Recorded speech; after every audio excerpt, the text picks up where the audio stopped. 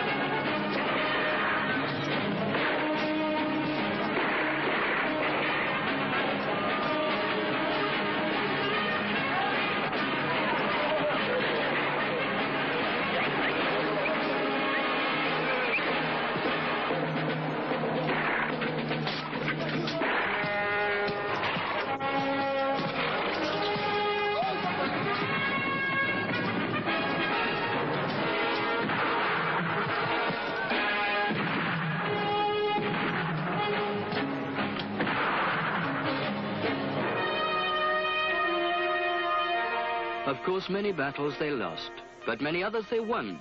One famous victory was the Battle of Dolmadobe in August 1913, where the British Major Richard Caulfield was killed.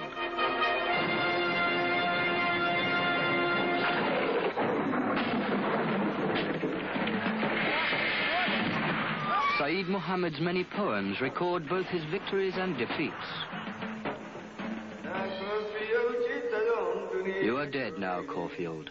No longer of this world. A voyage without mercy was your portion. When bound for hell, you left for the beyond. If God so wills it, those in heaven will question you.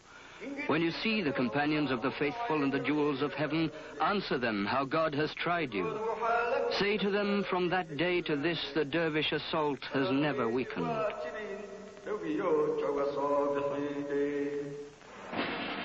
Nor, as his poems show, did Sayyid Muhammad lack the courage to admit his defeats. Here he complains at his countrymen's failure to join with the dervishes, warns them of the subtle tricks of colonialism, and concludes that his past victories and present setbacks are no more than the natural ups and downs of life itself.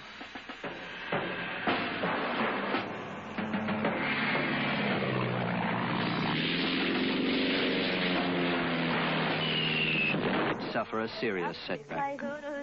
The years between 1922 and 1943 allowed the colonialists to settle down and rest. Now his prophecy of colonial evils came true. And once again, Somali heroes had to fan the flames of freedom in 1943.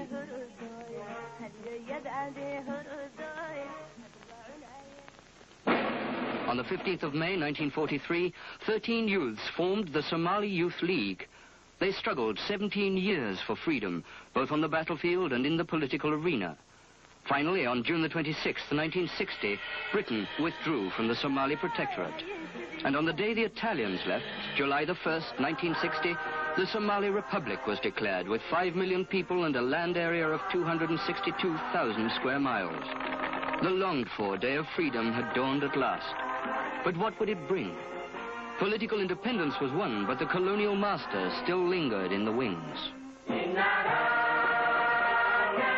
The dream of national unity was shattered by the intrigues of countless rival political parties. The country, with its 2,000-mile coastline, was left undeveloped. Neither the resources of the sea nor those of the land itself were put to use. While the politicians wrangled, exploiting public funds and foreign aid, the people awoke from their dream of independence to a reality closer to nightmare. And the politicians' answer to their complaints, yet more political parties. And the people's lives continued as before. Unable to help themselves or change the course of events, they became poor, disheartened, apathetic.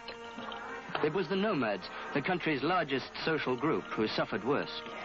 Their life in a cruel scrub environment had been harsh for centuries. To them, independence had promised a golden age of water and green pastures. Yet independence had come and brought them nothing. No change at all.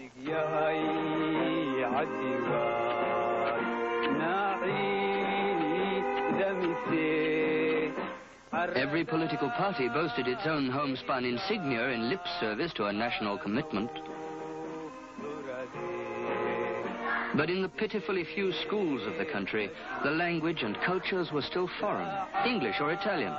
Debate raged over when and how Somali language and culture could be introduced, yet it remained only debate. Serpente, sedia, sabbia, sapone, serpente, sedia, sabbia, sasso. By now, Somalia had almost 90 political parties. At the March election of 1969, 74 of them put up 2,214 candidates to contest 123 parliamentary seats.